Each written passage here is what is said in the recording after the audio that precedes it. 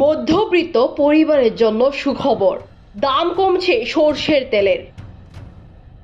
মধ্যবিত্ত রান্নাঘরের জন্য শান্তি চলে এসেছে। অনেকটাই কমছে ভোজ্য তেলের দাম। লকডাউনের সময় বেড়েছিল তেলের দাম, লিটার প্রতি 200 টাকা গণ্ডি ছুঁয়েছিল তেলের দাম। এবার লিটার প্রতি তেলের দাম কমছে 50-55 টাকা করে।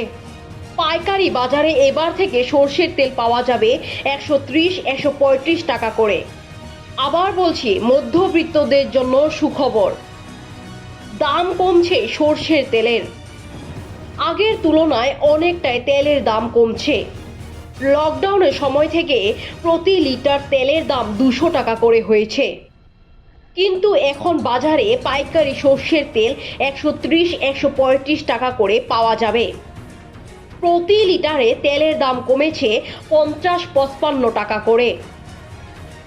National desk report, ANN news Bangla.